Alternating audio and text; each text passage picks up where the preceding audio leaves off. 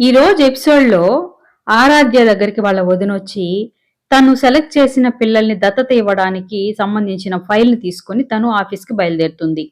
ఆరాధ్య వాళ్ళ వదిన కారులో వెళ్తూ ఆ ఫైల్‌ని చెక్ చేస్తుంది. అక్కడ వచ్చిన అప్లికేషన్స్‌లో మాలిని భర్త ఫోటో ఉండడం గమనిస్తుంది. కానీ వాళ్ళ అప్లికేషన్ ఫామ్ మీద ఆరాధ్య సైన్ అయితే ఉండదు. వేరే నలుగురిని సెలెక్ట్ చేసి ఉంటుంది. అది గమనించిన భానుమతి అయితే ఎలాగైనా ఈ బిడ్డ వాళ్ళింటికి చేరితేనే నాకు రేపు ఫ్యూచర్ లో ఉపయోగపడుతుందని ఆరాధ్య సిగ్నేచర్ ని తనే పెట్టేస్తుంది. ఇక పిల్లల విషయానికి వస్తే మళ్ళీ కూతుర్ను కూడా దత్తత ఇవ్వడానికి సెలెక్ట్ చేసినట్టుగా తనే టిక్కు పెడుతుంది. ఇక ఆ ఫైల్ తీసుకెళ్లి కమలమ్మకిచ్చి ఈ పిల్లల్ని వచ్చిన వాళ్ళకి దత్తత ఇవ్వు అని చెప్తుంది. ఆమె ఆ అప్లికేషన్ ఫామ్ చూసి, ఇదేంటి మేడం ఈ పాపకి టిక్కు పెట్టారు, ఈ పాపని ఆరాధ్య మేడమే దత్తత తీసుకుంటానని చెప్పారు కదా, ప్రాణం పోయినా ఈ పాపనైతే దత్తత ఇవ్వరు కదా మేడం, ఇది మీ పనేనా అని అడుగుతుంది.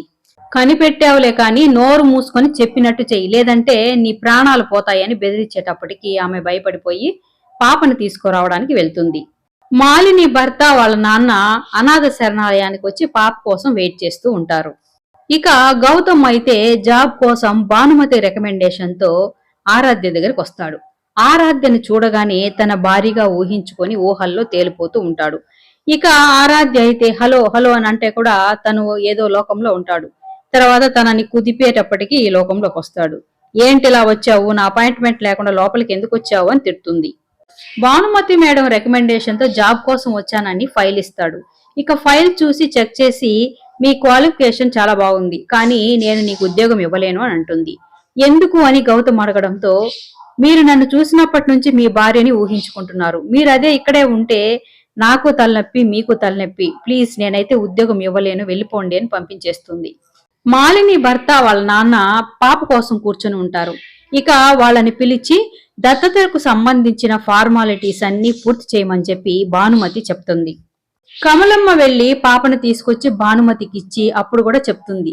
కానీ భానుమతి మాత్రం చెప్పింది చెయ్యి, అంతకు మించి ఎక్కువ మాట్లాడావంటే నువ్వు ప్రాణాలతో ఉండవని మళ్ళీ బెదిరిస్తుందన్నమాట. ఇక తనైతే ఏమి చేయలేని స్థితిలో పాపని భానుమతి చేతికి ఇచ్చేస్తుంది. భానుమతి ఆ పాపని తీసుకెళ్లి మాలిని భర్త చేతికిస్తుంది. ఈ పాపనే మీరు దత్తత తీసుకోబోయేది అని ఇచ్చేటప్పటికి వాళ్ళిద్దరూ ఆ పాపను చూసి గుర్తుపడతారు.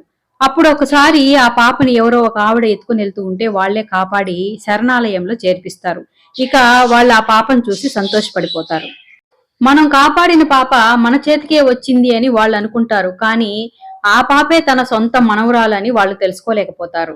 ఇక భానుమతి అయితే ఆరాధ్యని ఎలాగైనా చంపాలనేసి గూండాలను ఏర్పాటు చేస్తుంది.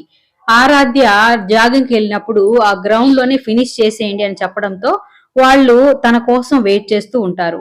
ఆరాధ్య గ్రౌండ్ లోకి వచ్చి జాగింగ్ చేసుకుంటూ ఉంటే చుట్టుముట్టి ఆరాధ్యని అటాక్ చేస్తూ ఉంటారు.